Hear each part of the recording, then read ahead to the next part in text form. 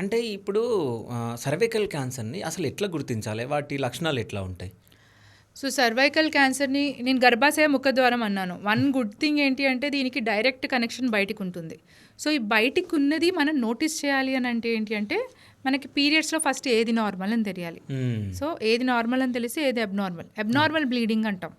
మీకు మామూలుగా 5 days periods అవుతాయి అనుకోండి, 7 days అవుతుంది, 10 days అవుతుంది, అబ్నార్మల్. సో మహిళలకి ఒక పర్టికులర్ డేట్లో పీరియడ్స్ వస్తున్నాయి అనుకోండి, ఆ పర్టికులర్ డేట్ మధ్యలో వచ్చింది అంటే అబ్నార్మల్. ఓకే. లేదు మీకు 10 days, 28 days, 30 days సైకిల్స్ ఉంటాయి మామూలుగా. అన్ని రోజుల తర్వాత ఒక్కొక్కసారి వస్తుంది. అలా కాకుండా 15 daysకి 10 daysకే అంటే సైకిల్ షార్టన్ అయిపోతాయి, ఎక్కువ సార్లు వస్తుంది, ఇది అబ్నార్మల్. ఓకే. ఇది కాకుండా సెక్స్లో పార్టిసిపేట్ చేస్తున్నప్పుడు పోస్ట్ కాయిటల్ బ్లీడింగ్ అంటాం. అంటే సెక్స్లో పార్టిసిపేట్ చేసిన తర్వాత కొంచెం బ్లడ్ రావడం కానీ, ఇది కూడా అబ్నార్మలే. ఓకే. పోస్ట్ కాయిటల్ పెయిన్, సెక్స్లో పార్టిసిపేట్ చేసిన తర్వాత పెయిన్ రావడం. సో మీకు ఎందుకంటే ఆ సర్విక్స్ని టచ్ చేసినప్పుడు అది స్టిమ్యులేట్ అయ్యి దానిపైన పుండో ఏదో ఉండి అది బ్లీడింగ్ అవడం కానీ పెయిన్ కాజ్ చేయడం కానీ చేస్తుంది. ఓకే. ఇవి కాకుండా ఎక్సెసివ్ వైట్ డిశ్చార్జ్. మామూలుగా వైట్ డిశ్చార్జ్ నార్మల్. ఎక్సెసివ్గా ఉండి వాటరీగా ఉండి చాలా రోజులు అవుతుంది తగ్గట్లేదు, ఒక పీరియడ్స్కి సంబంధం లేకుండా వస్తుంది, ఇలాంటిది కూడా కొంచెం సర్వైకల్ క్యాన్సర్ని రూల్ అవుట్ చేసుకోవాలి. ఓకే. నెక్స్ట్ వెరీ ఇంపార్టెంట్ ఏంటంటే పోస్ట్ మెనోపాజల్ బ్లీడింగ్ అండి.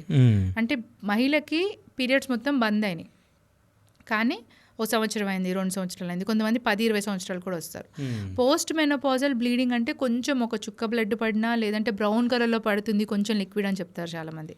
అదైనా సరే మీకు పీరియడ్స్ ఆగిపోయి ఒక 10 సంవత్సరాల తర్వాత బ్లీడింగ్ అవుతుందంటే ఏదో అబ్నార్మాలిటీ అయినట్టే. ఓకే. జనరల్గా అబ్నార్మాలిటీస్ 2 రకాలు, గర్భాశయ ముఖద్వారం. ఈ రెండాట్లో ఏ క్యాన్సర్ ఉన్నా ఇలాగే ప్రెజెంట్ అవుతుంది. సో పోస్ట్ మెనోపాజల్ బ్లీడింగ్ అయింది అని అంటే ఒక్క చుక్క అయినా సరే కంపల్సరీ తరోగా ఎవాల్యుయేట్ చేయించాలి.